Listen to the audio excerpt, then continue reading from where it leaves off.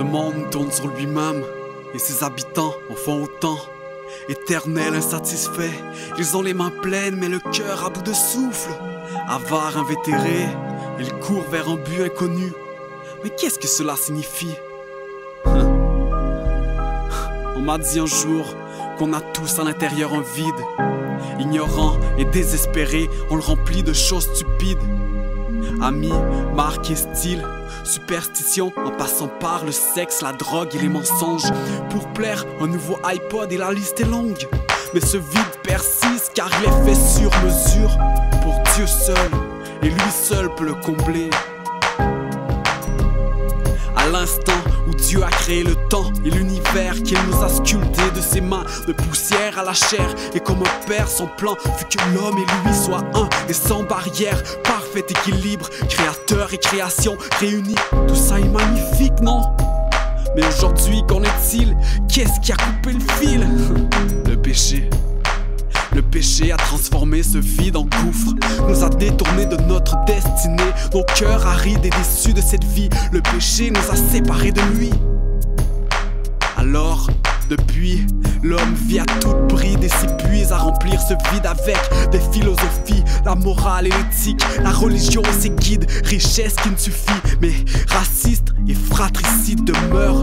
Génocide et division qui terrifient deviennent nombreuses.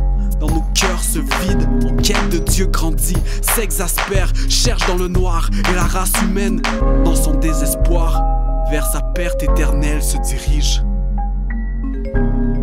Ouais.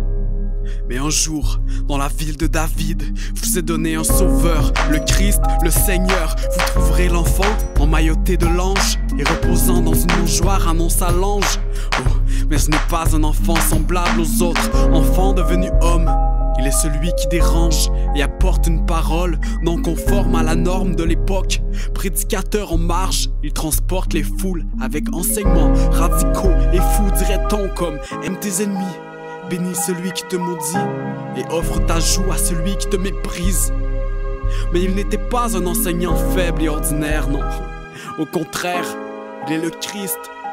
Tu vois, le salaire du péché c'est la mort, mais le don de Dieu, c'est la vie éternelle. Jésus-Christ s'est sacrifié pour nos fautes, notre péché, notre révolte.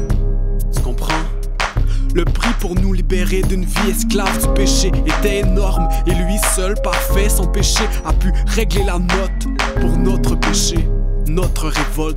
Trahi, renié, battu, rejeté, vendu, humilié, le corps ensanglanté, scarifié par la douleur et la haine. Christ s'est laissé clouer sur une croix élevée pour toi, pour moi, pour notre péché, pour notre révolte.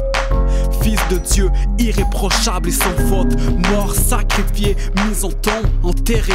Sa mère le pleura 3 jours entiers, et 3 jours entiers ses disciples portèrent la honte et s'enfuirent. Mais grâce au Très-Haut, l'histoire ne se termine pas ainsi, elle ne fait que s'écrire, car 3 glorieux jours plus tard, Jésus vaincu la mort, ressuscita pour t'offrir la vie parfaite ici, hein? Ouais, parfaite ici. Car il est le chemin, la vérité et la vie. Lui seul nous mène au Père par sa vie, et par sa mort nous pouvons à l'heure même traverser ce vide devenu gouffre.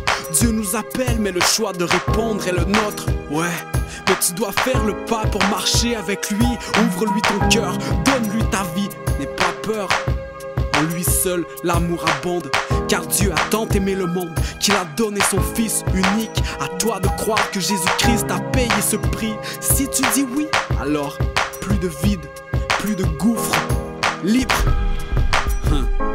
Comprends le poids du sacrifice ultime par son amour. Ton cœur se remplit, ne crains plus la mort, accepte la vie.